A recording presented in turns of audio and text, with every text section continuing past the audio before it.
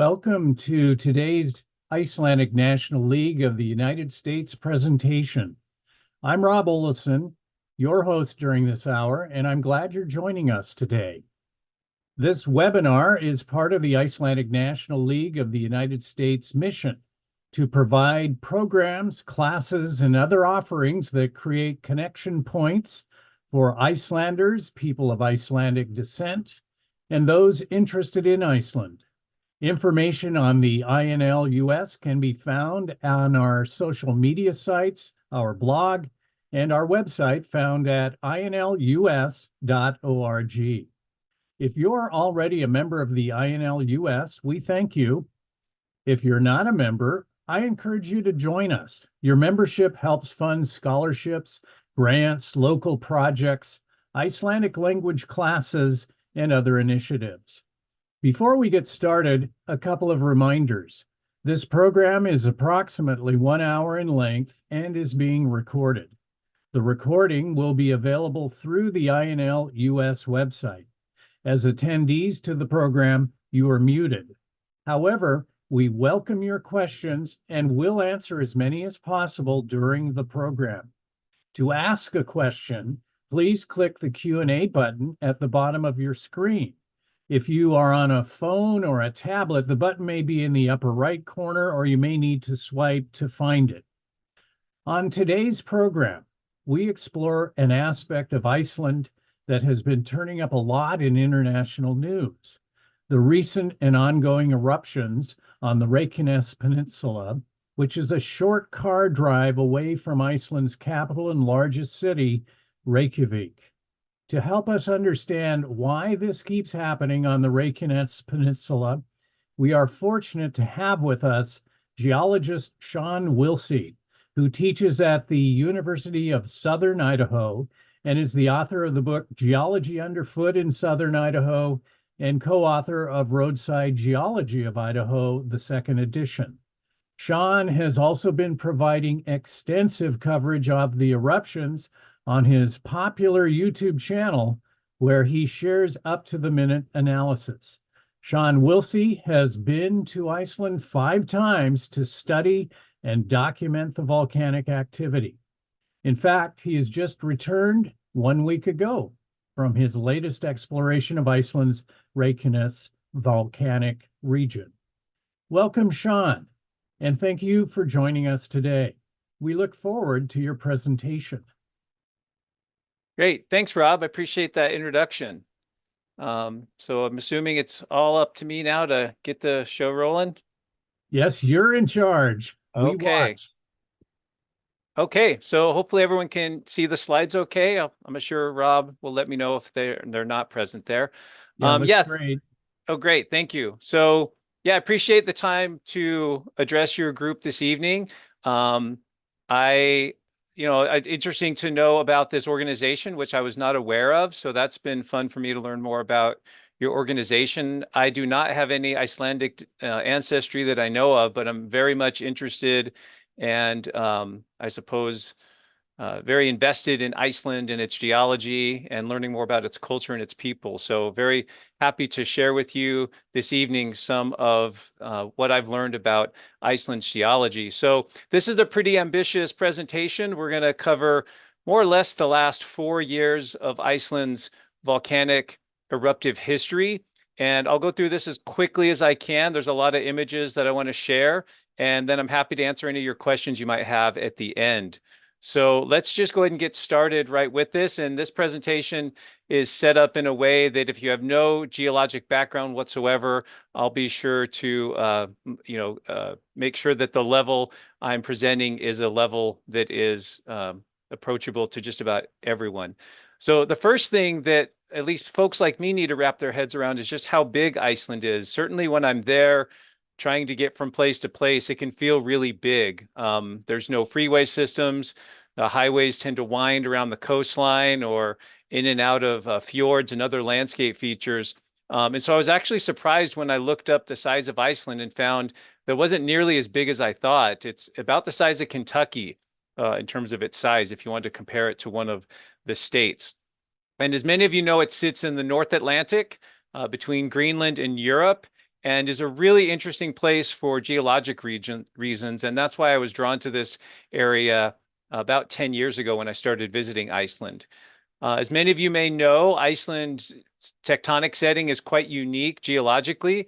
It is both a divergent boundary where two plates are spreading apart, but it is also the home to a hotspot, a place where there's an enormously high amount of heat and magma rising from deep within the earth, deep within the Earth's mantle.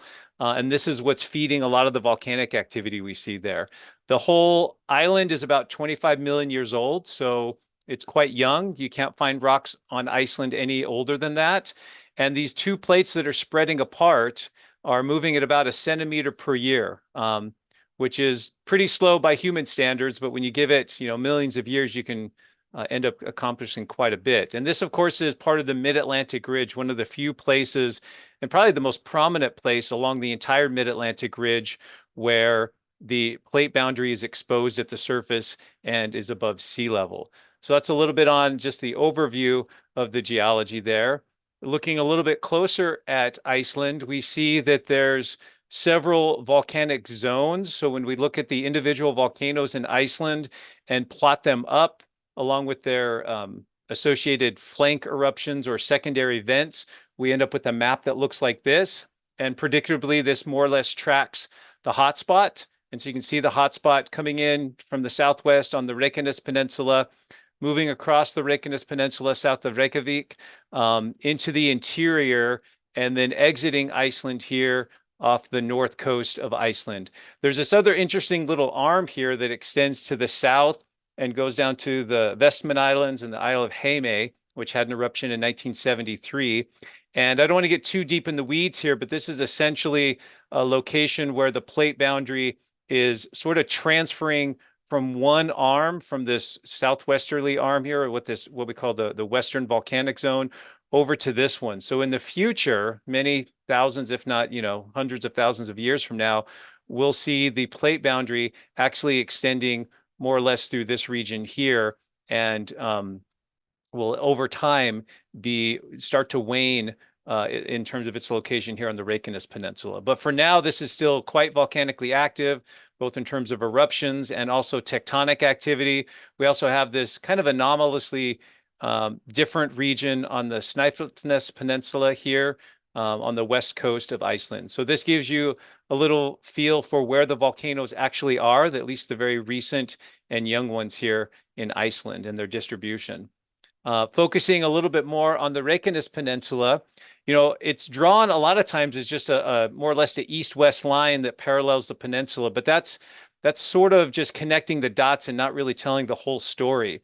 What we really see in terms of both faults and volcanoes just distributed throughout the Reykjanes Peninsula is a series of southwest, northeast trending faults and fissures that just march their way sort of stepping sideways throughout the Reykjanes Peninsula. Once you get into central Iceland, it gets a little bit more complicated because we have bigger, more what we call central volcanoes, big stratovolcanoes like Katla or Hekla that occupy that area. And so this is a little bit more straightforward here, but the tectonic and volcanic activity we see here is 100% related to the movement of these two plates, but it's not as simple as a straight line you could just draw across here. The straight line you sometimes see coming across the Reykjanes Peninsula is just someone you got to put a line on the map somewhere, and that makes the most sense. But in detail, it's really these sort of right-stepping, offset segments that define where most of the volcanic activity and where most of the earthquake or faulting takes place.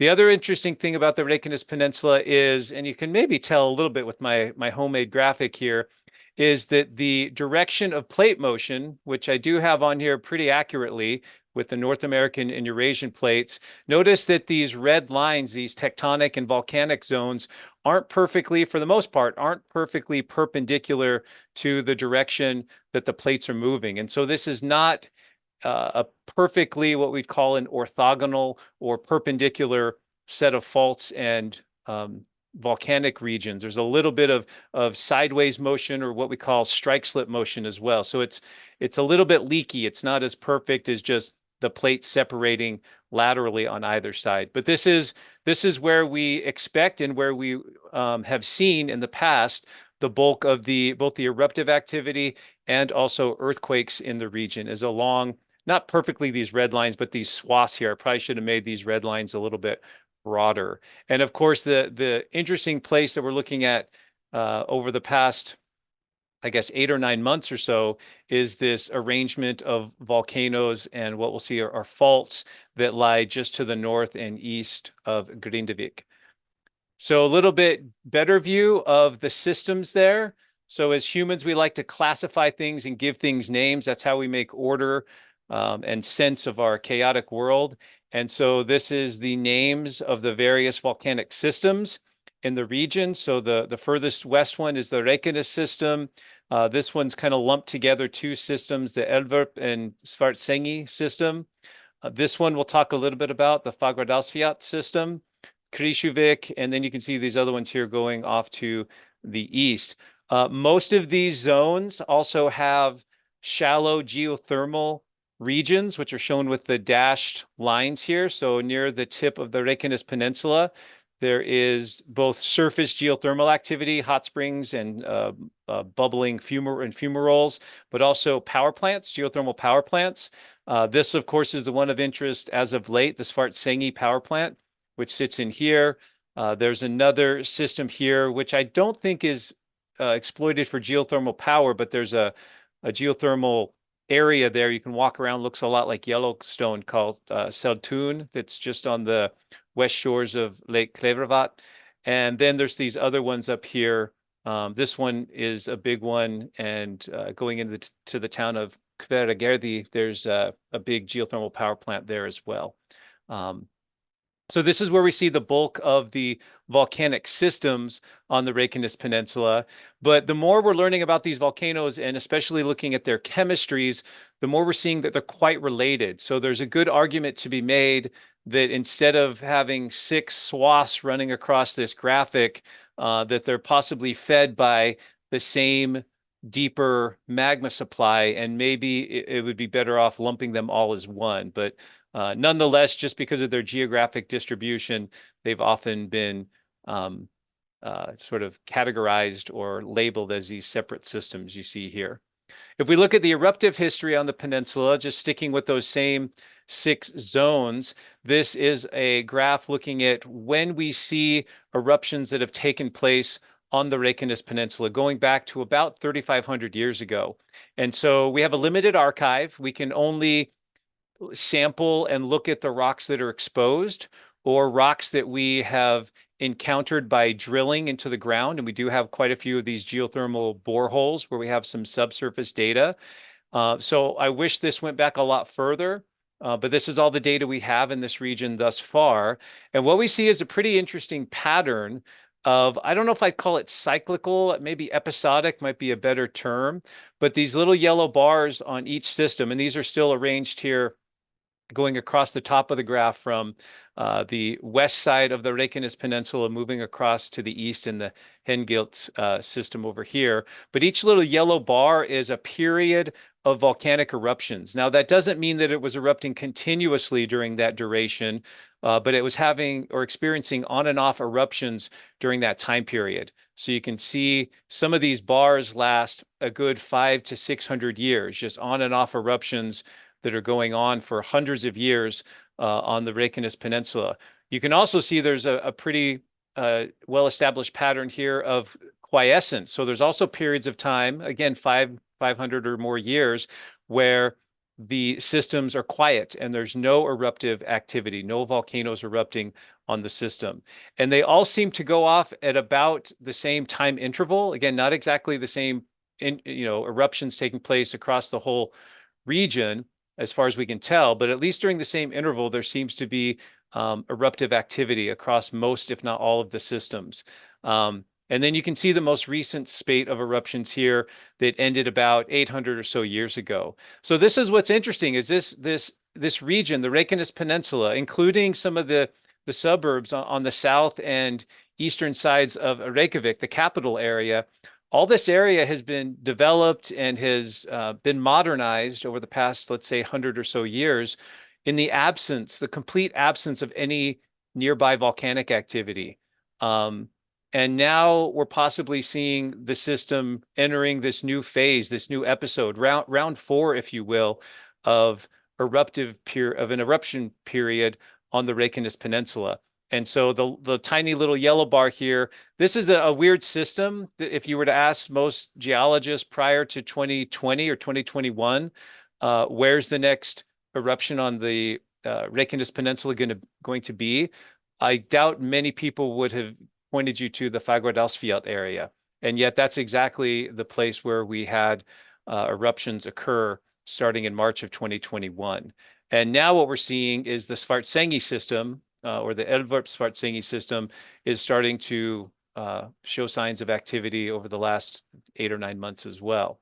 And so it's an interesting pattern. I guess what I want to point out, though, is it does seem episodic, which is kind of not what we typically see in most volcanic systems. And the best explanation we have so far, we're still learning a lot, there's limited data, is that perhaps the stress builds up on these systems. It's all being pulled apart, of course, because it's a divergent plate boundary where the rocks are being extended or stretched. And then once it really breaks sufficiently, that's when you get this influx of magma through that broken rock and up towards the surface. And so it does, it does bear further scrutiny and more analysis. And I wish we had, another 10,000 years of data to add to this graph, but that's kind of where we're at right now and what we know for sure.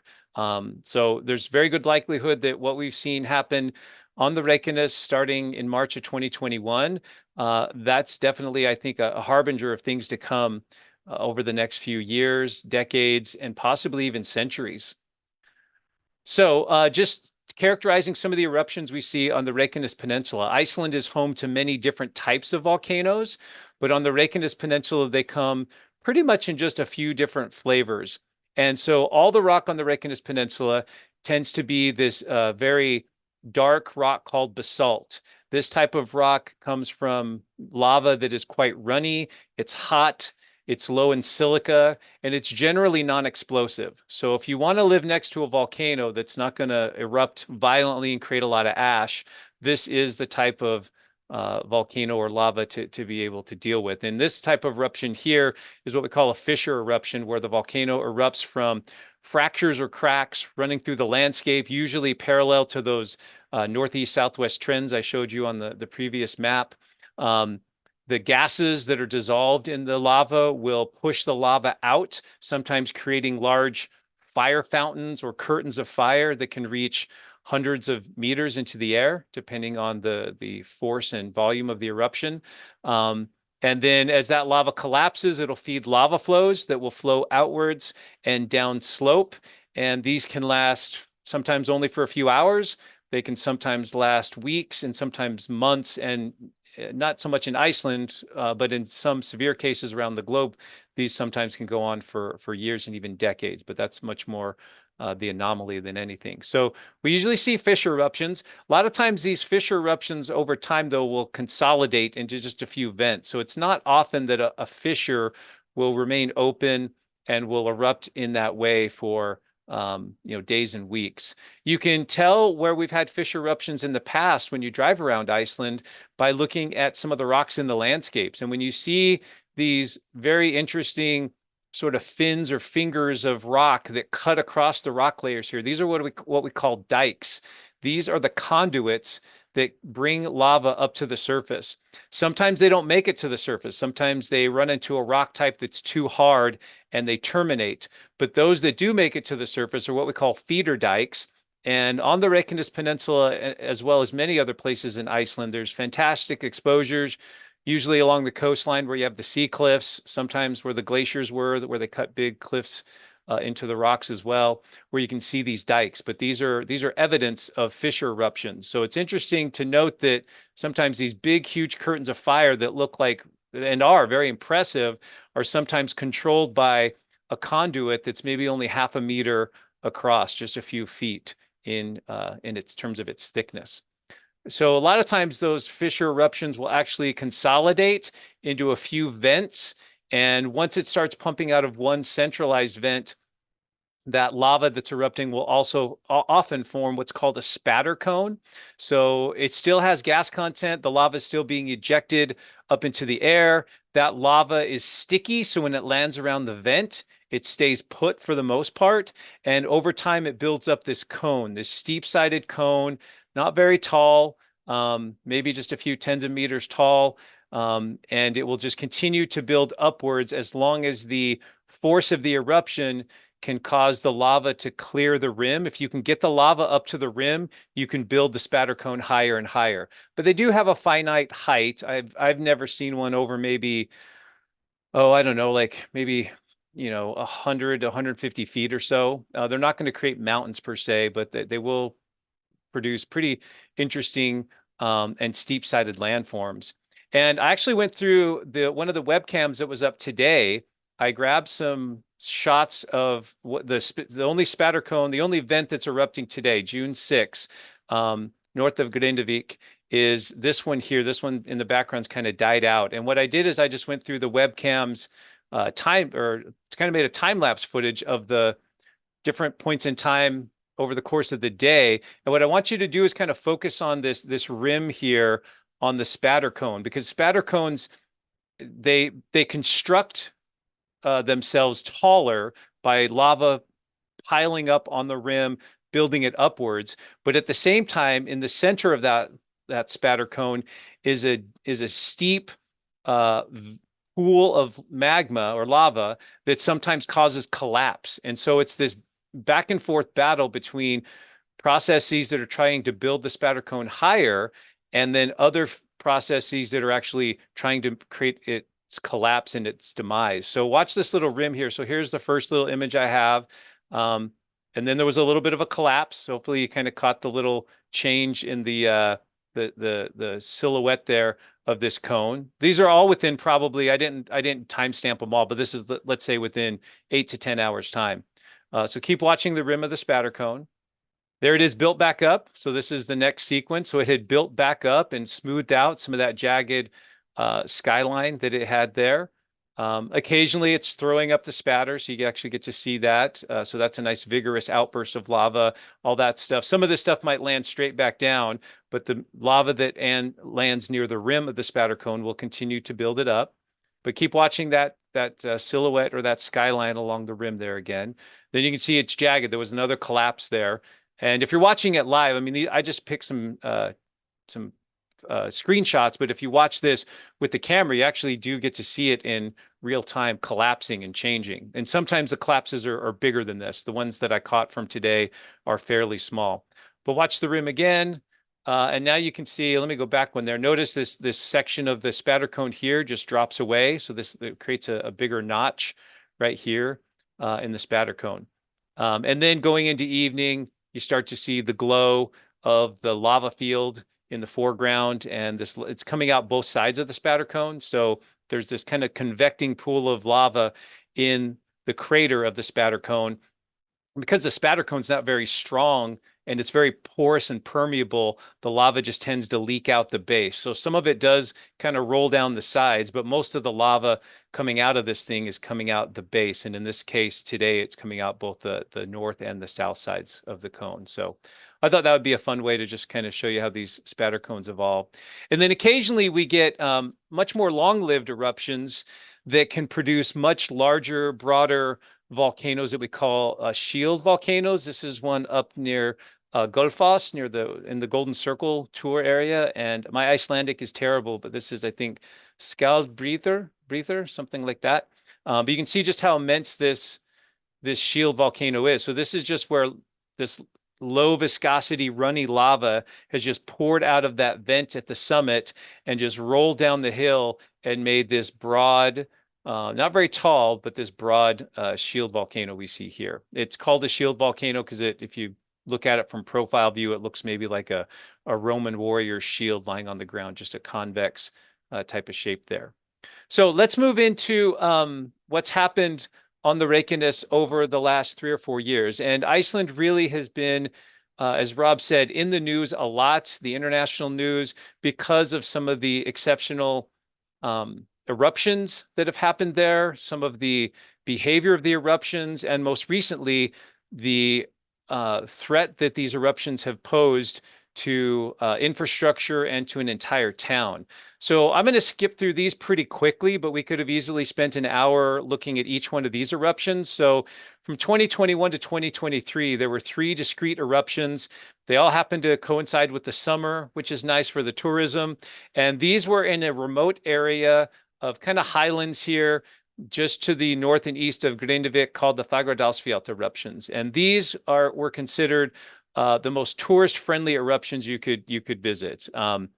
I can't think of a better situation. You land at an international airport, you rent your car, you drive half an hour, park your car, and then hike a few kilometers, and there you have it, along with maybe a couple hundred people or more. So these were incredibly scenic. They were relatively safe because they were kind of trapped in these valleys and these highlands. The local search and rescue and civil defense kept an eye on winds so that the volcanic gases were always moving away from the people. So there was, some measure of safety involved. But for the most part, as long as you could hike in there, you could enjoy these eruptions more or less, to your own personal satisfaction. These were, if you wanted to see lava, this was the best time so far to have seen it up close and personal. And 2021, I missed it, and I was kicking myself that whole year, like, gosh, I should have went. What's wrong with you? And that eruption in 2021 lasted 6 months. So the next summer, when it erupted in 2022, it was the perfect time. It was early August. I had a few weeks before I had to get back to the college here and start the semester. And so literally the day it started erupting in August of 2022, I booked a ticket and I was there within a week. And I got to see it up close and personal, and it was awesome. It was everything I'd wanted. I'd seen Hawaiian eruptions several times, but this was just really, really fantastic. So that was the eruptions at Fagradalsfjall that went into the summer of 2023. So now let's move into this past fall, and really the first signs that anything was happening in a different region. So just to kind of orient you here, this is the town of Grindavik here on the south coast, the Fagradalsfjall area where the other eruptions I just talked about were occurring. It's kind of over here in this higher, steeper terrain. But in the fall of 2023, we started experiencing strong, well, let's not say strong, but moderate-sized earthquakes that did produce significant shaking that people felt. And quite a few of these earthquakes. So a large number of quakes. So maybe not huge in terms of magnitude, but large numbers in terms of frequency in this region. Here's the road going north towards the airport and Reykjavik. So there's the roadways you can see there. And they were centered more or less right underneath Iceland's #1 tourist attraction, which is the Blue Lagoon, which is only there because it's runoff, effluent, if you will, from the adjacent Svartsengi power plant. So they capture that hot water that's has a high silica content, a lot of dissolved silica. They pump it over to this kind of low area in the lava fields, and people started soaking there in the 80s and 90s, and now it's a major attraction in Iceland, the Blue Lagoon. So interesting location, right? Of all the real estate in Iceland, why are we having earthquakes right underneath our #1 tourist attraction and very close to this fishing town here, Grindavik? So this is from October to November. So the first signs were the earthquakes. We also saw signs of magma movement and migration up towards the surface, looking at ground deformation. So this is something called INSAR. So this basically is radar that goes over an area twice. It does 2 passes. So it went over it on October 28th. Made the same pass November 6th. This is satellite based, and using the differences in the radar signal, they can detect movement of the surface down to millimeter resolution. And so you can see here the big bullseye. There was about 70 millimeters of uplift, 7 centimeters of uplift just within that week and a half or so period, right there underneath the Svartsengi power plant and the Blue Lagoon area, just north of Grindavik. So this was obviously cause for alarm. This was about the time I started monitoring the situation quite closely. I was looking at the data just for my own interest. And then one day I had a crazy idea that maybe I could record a video of what I'm seeing and looking at this scientific data. And that really was of interest to a lot of people. And that's where my sort of YouTube videos really took off in a major way.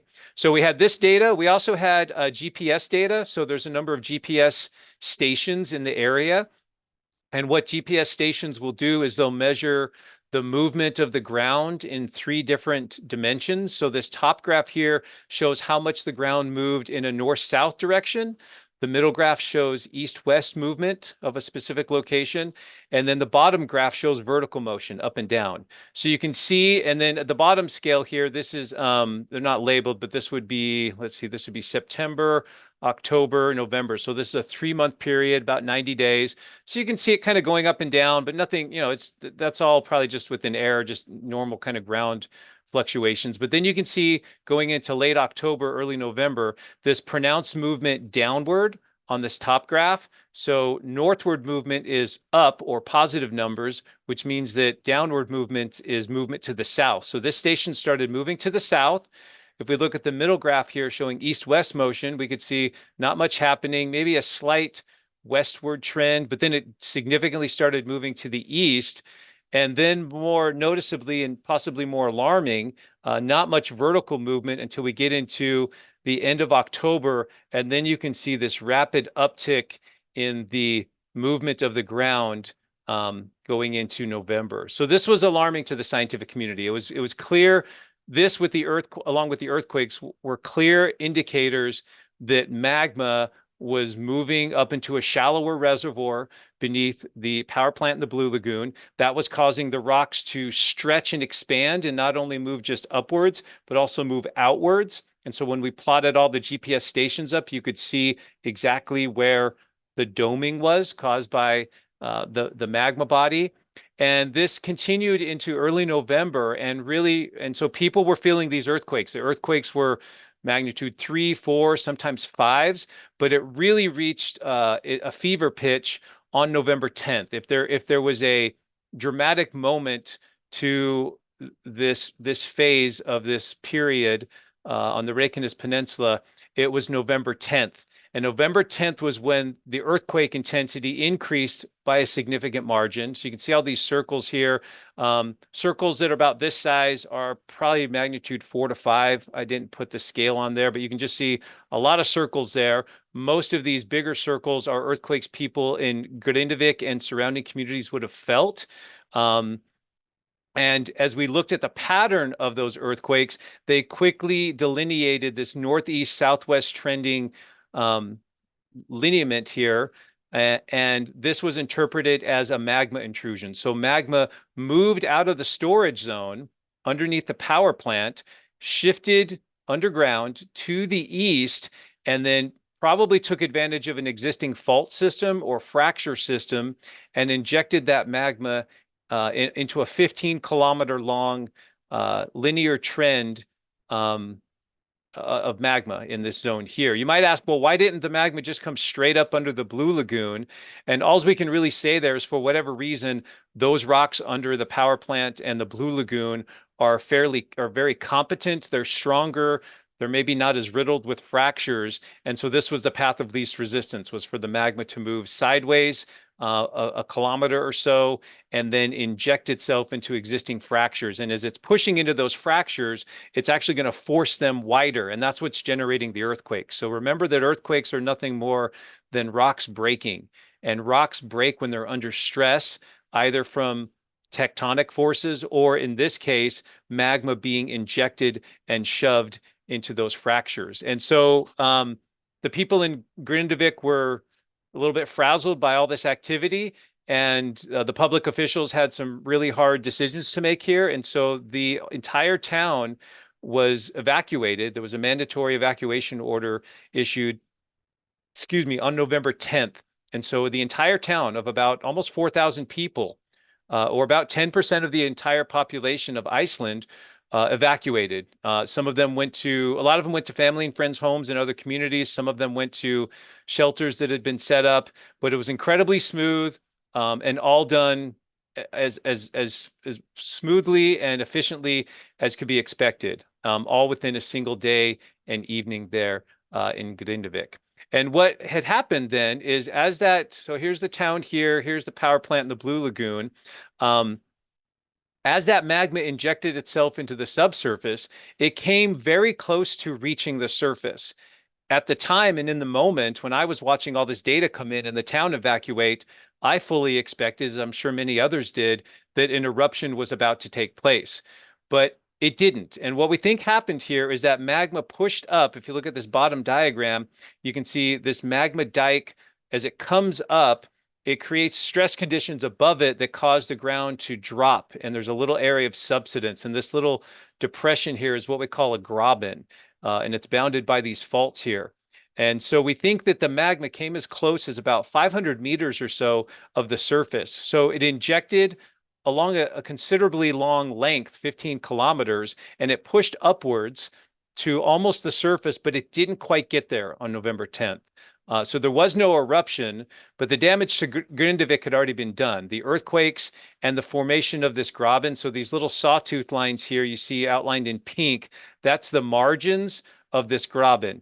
And I'll show you pictures here in a second of the damage that was done. As you can see, one side of the graben went right through the center of town. And we think it was because it was right over this dike here.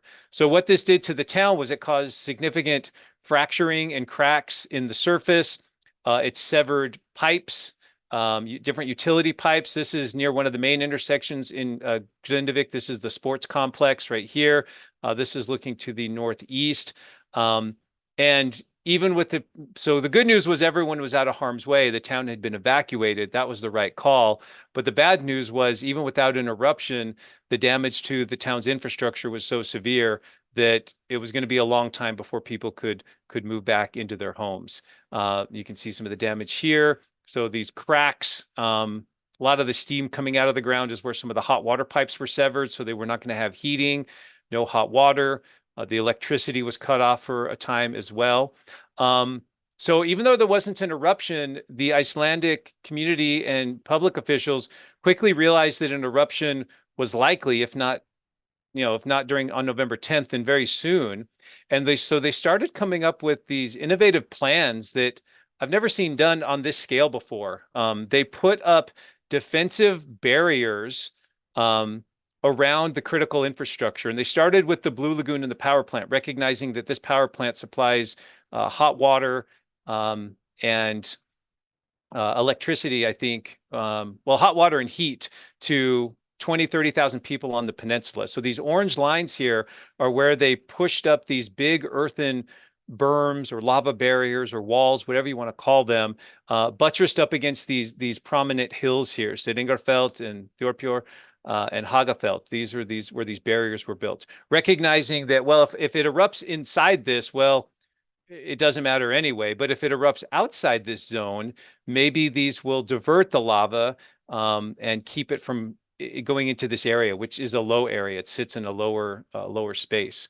And so these are what these berms look like in sort of from ground level. This is one at the Blue Lagoon, a picture we took just a couple of weeks ago. So they're up to 30 feet, 10 meters or so in height. They're very impressive. And the Icelandic people just did an incredible job of working round the clock with their crews and equipment and getting these up. And again, it's a testament to them and their grit and ingenuity that they were able to do this. I've joked with people before that if, this same thing had played out in the US, there would have been committees and debates and maybe the action wouldn't have been quite as prompt. But this all reached a head with the first eruption on December 18th. So this was the first eruption in this region. It was very large in volume initially. It lit up the sky here in the middle of winter when it's very dark at this time of year. And here's more or less where this occurred. So here's Grindavik down here in the lower left. Here are the eruptions from the 2021 to 2023 vents. And this eruption was along these dark orange lines here. These are the fissures that we saw erupt here. So it was further to the north. It was along this older called the Sunnuk craters. So these had erupted about 800 to 1200 years ago. So there were already fractures and weak spaces in the rock that the magma could exploit. And so it more or less reoccupied that same lineament when it erupted in December. So you can see the extent of the lava flow field here. Never even approached the defensive barriers around the power plant or the town. And so I think after this eruption died down after a few days, I think people were optimistic. I think people thought, well, if it keeps doing it this here, we might be okay. And maybe we can open things up eventually in town, because most of the people in Grindavik were not able to spend Christmas in their homes. The evacuation was still ongoing at that point. I drew a silly diagram here, but this just kind of shows the idea. This is incredibly cartoonish and simple, but the idea is that the magma is coming up from a deeper reservoir into this shallow reservoir or storage zone right underneath the Blue Lagoon and power plant area. But instead of erupting vertically, these rocks are just too strong. They don't have as much fracturing in them. And that magma is moving through some sort of pathway to the east and then moving upwards and then forming these eruptions that we've seen over the past few months. So that's just my little diagram that I drew way back in December to kind of explain to people what was going on. So what happened after December 18th is the eruption shut off after a few days. We started seeing uplift though, so we knew that the magma storage zone was inflating, more magma was coming up, and we were going to have another eruption at some point soon. And that took place on January 14th. January 14th, I remember vividly because it was my wife and I's anniversary. The eruption started my time here in Idaho at about 3:30 in the morning, and my phone was going off like crazy. And I rushed to school in a blanket of snow to get here to see what was happening. And the eruption wasn't in the same place as it was in December. It had moved further south along that northeast southwest trend, and it erupted just south of this hill here, Hagafelt, and part of the fissure was actually right through the berm. These yellow lines here are those defensive walls, those berms or lava barriers that had been erected by the Icelandic community over the winter. And so this one, luckily, a good portion of the lava was coming out of the northerly part of this fissure, so it was actually flowing around this lava barrier. It was doing its job. Some of it escaped to the south, but then there was another fissure that erupted down here closer to town. And let me talk about that one a little bit more, but let me show you a couple pictures here. So here's a picture looking to the northeast. You can see the fissure, the line of fissures there, some of it cutting through the defensive berm there. Here's the lava flow advancing to the southwest, and here they are trying to finish putting the rest of the material up along the roadway, covering the pipeline as well before the lava reaches it. So just a truly heroic effort to, be trying to get this done while the lava is, not so slowly advancing towards them at the same time. So for me, this was pretty exciting, but it was also a little I guess it was pulling at my heartstrings because I knew how close this fissure was to town. I knew the lava was advancing on both sides of the berm southward towards the town. And I had partnered with a drone company called Nature Eye, and they allowed me to operate their drones remotely from Idaho while the eruption was taking place. And on that day, early that morning for me, January 14th, while we were watching this main area here erupt, we were able to spot just to the south this plume of water vapor and steam that was coming out, almost looks like it was coming out near town. So we flew the drone down there, and what we caught was the initial phases of this vent opening up. It was really quite remarkable, but you can see how close it is to these homes here along the northern fringe of Grindavik. And at the time, no one knew what was going to happen going forward. It was drama of the first degree. Was this fissure going to lengthen? Because we've seen that before with previous fissures. Was another fissure going to erupt and open up further into town, or heaven forbid, in the harbor itself? And so we watched this fissure as it opened up. It started feeding lava flows. And unfortunately, that lava flow ended up consuming and destroying 3 homes here along the northern margin of Grindavik. But it could have been so much worse. Had this fissure stayed active and maintained a larger, erupted a larger volume of lava, this single vent could have wiped out a large swath of the town. But luckily, it only lasted for a couple hours at the most, and then it died down. And so this eruption, again, was a pretty short-lived eruption here in January. But this is the one, at least with the Grindavik residents I've talked to, this was a game changer for them, because this was the eruption where they realized that maybe they weren't as safe as they thought with that December eruption, that they knew that volcanoes could erupt very close to, if not in town. And that got them thinking in a sort of a different way about their long-term future in this community. So going into the rest of January, this eruption died down. The vents just shut down completely, but we started seeing inflation again. So the same thing we'd seen before. More magma was moving up. It was recharging. It was setting the stage for yet another eruption, and that happened on February 8th. So you can see here in this kind of dark red the outline of the eruption February 8th. Luckily, this one went back to the north and occurred close to the December vents. In fact, it very closely mirrored those December fissures. It did cut across the road going north-south from Grindavik to the airport, and so that road was taken out for a while. It also took out this pipeline. So the pipeline going from the power plant out to Keflavik and other parts on the Reykjanes Peninsula, that was severed, and there were people that were without hot water and heat for a number of days while they tried to get that repaired. So this was the eruption in February, another just spectacular eruption, but also another eruption that fizzled out quite quickly. A lot of these came in with a bang, kind of roaring like a lion, but after a couple days, they quickly waned after the first 24 hours or so. And you can see a Grindavik here on the far right of that image. There it is going across the road. This is the road leading into the Blue Lagoon. So that road was compromised, at least at that point in time. And then what happened going forward? Well, same thing. We had a period of quiescence, but this whole system was recharging. All the signs were showing towards another eruption.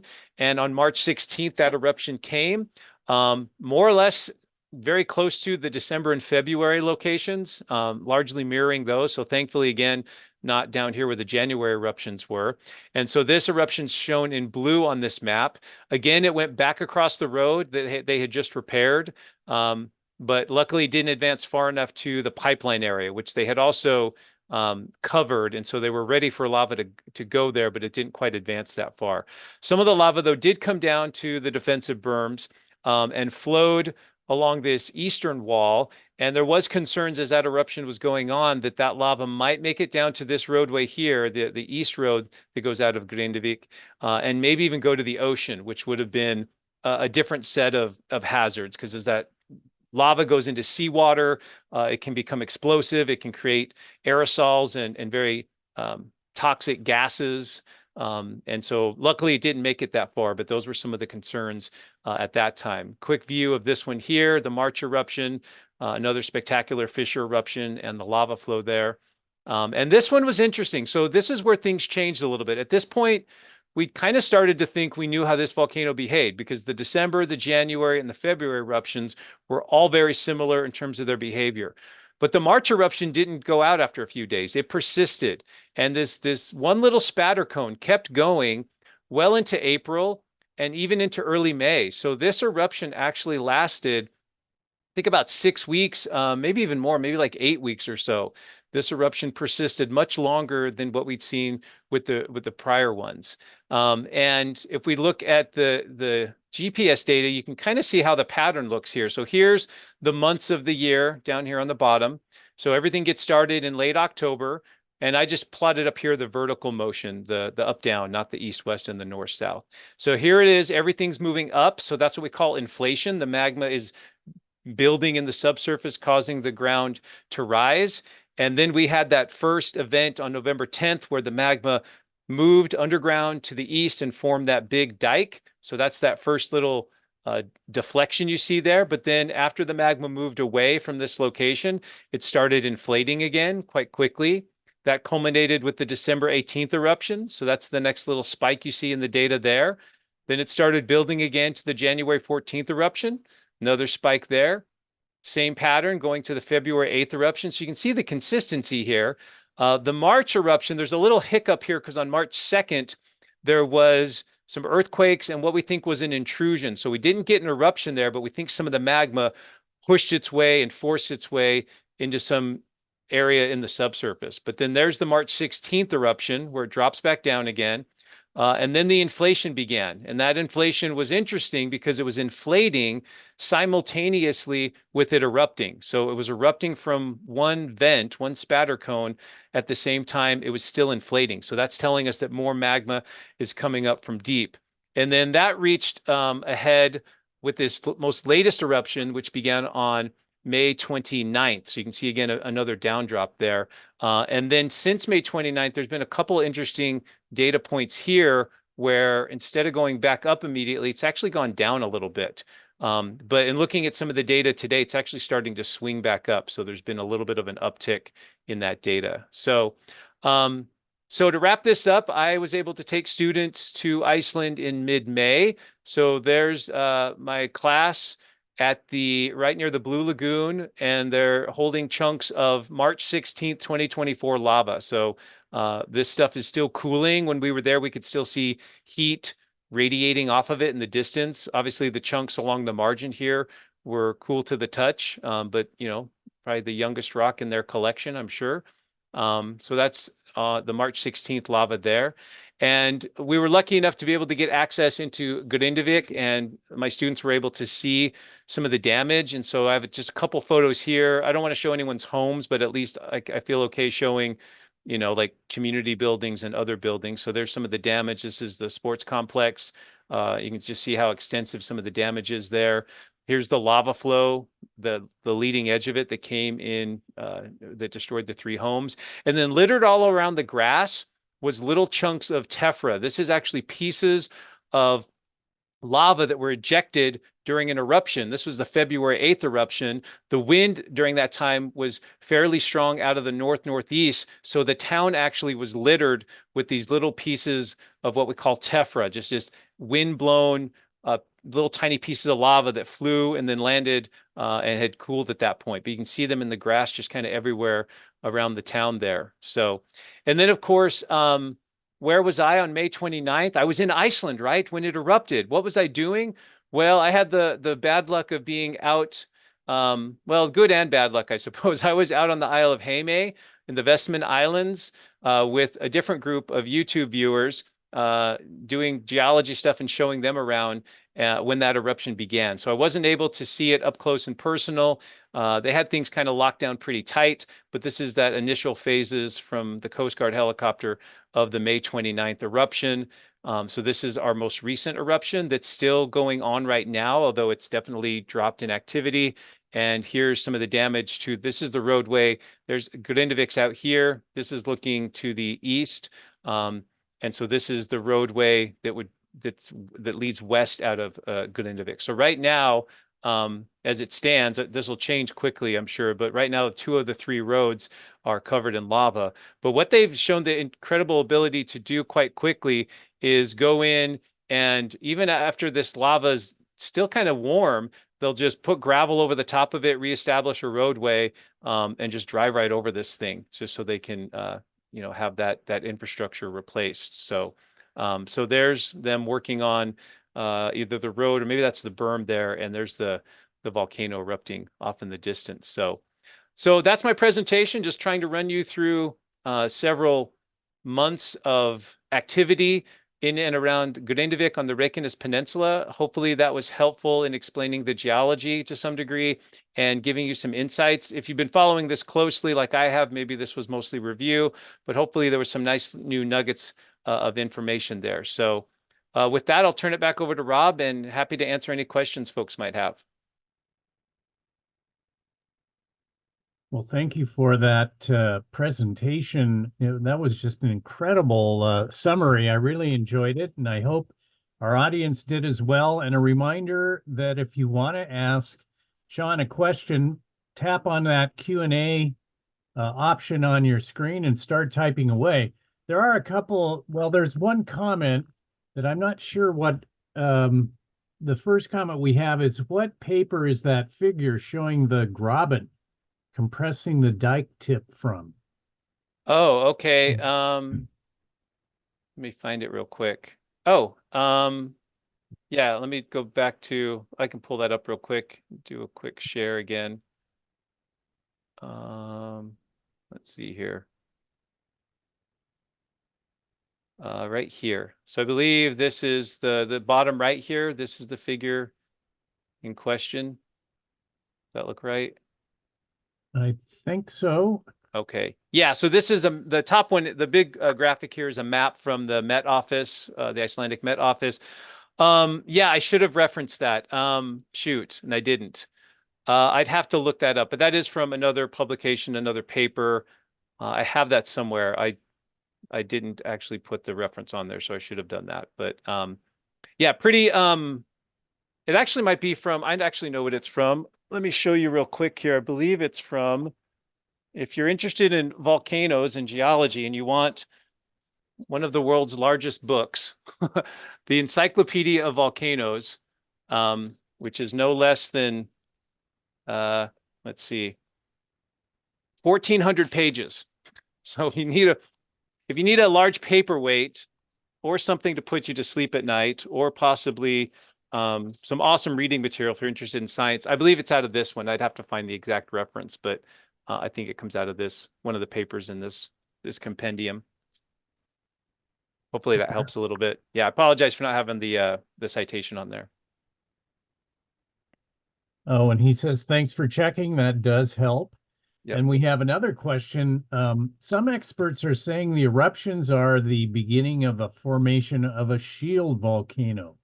Is that your thinking as well? No, not to get a shield volcano, we would need the eruptions occurring in the same place. And what we're seeing so far is a lot of fissure eruptions that are in the same region, but kind of dancing around a little bit.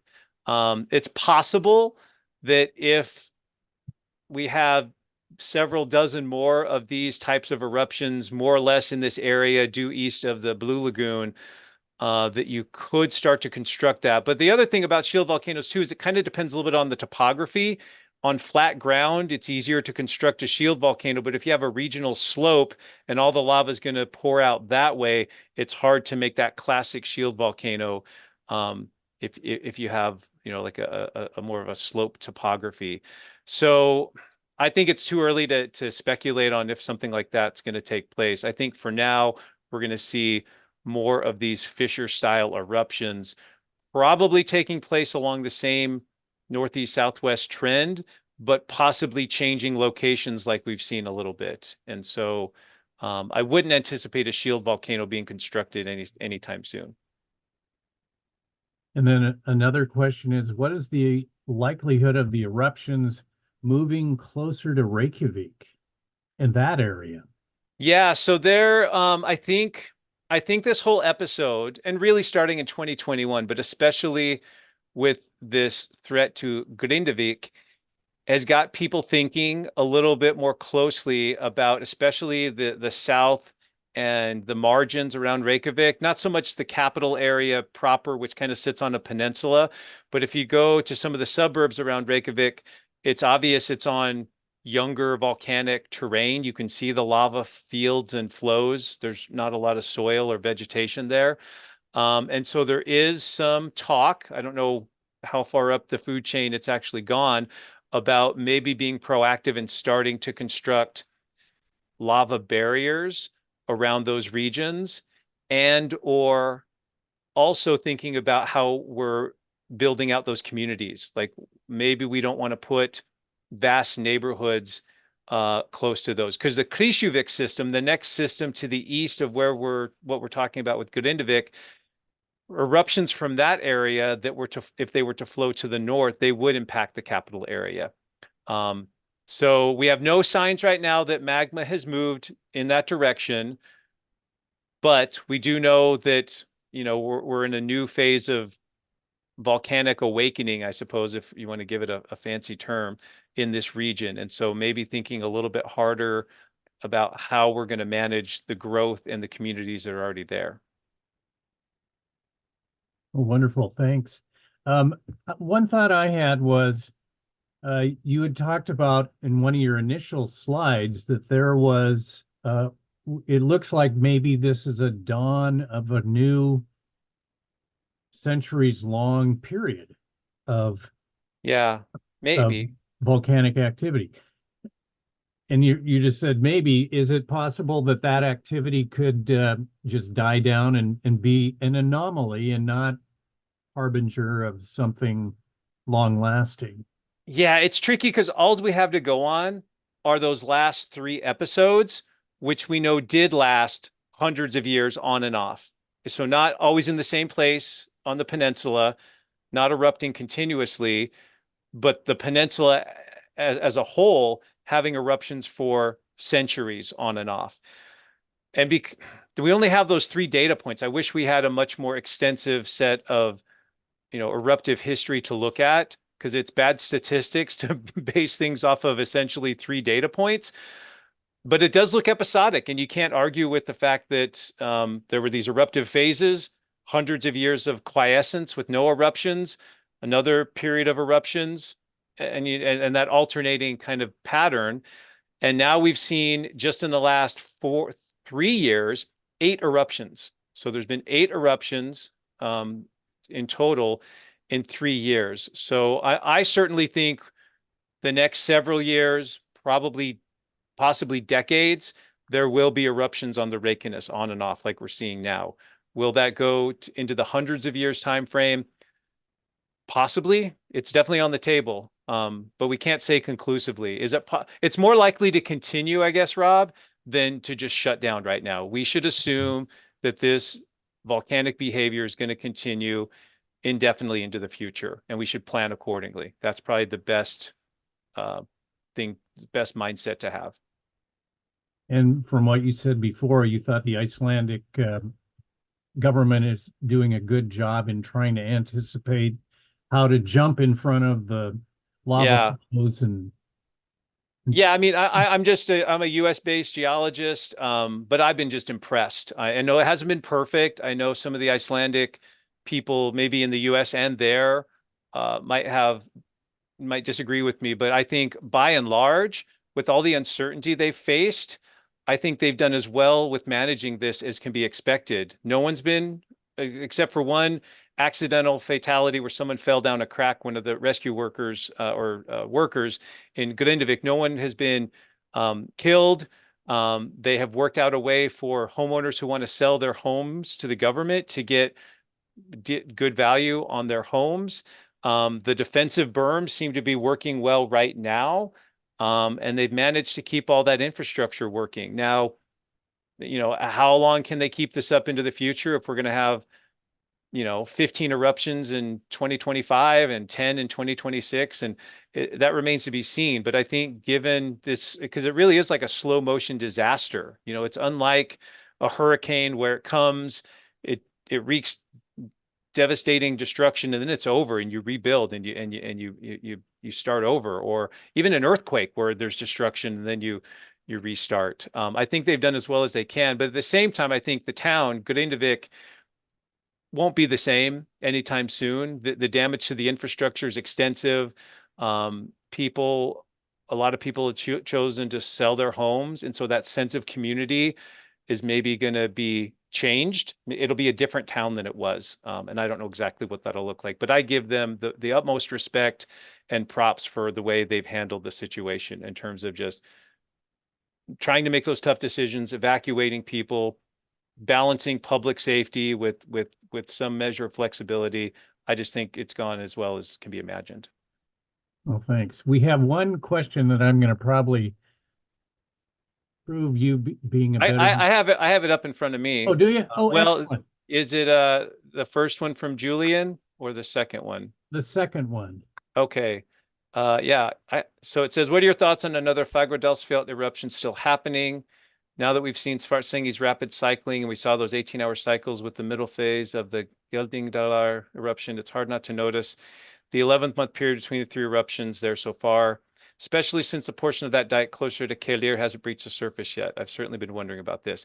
I think they're definitely related. So the 2021-2023 Fagradalsfjall eruptions and this current phase of eruptions are part of the same system. Why did it choose to come up here versus there? We don't know exactly why. The storage zones are a little bit different, but they're definitely connected at depth.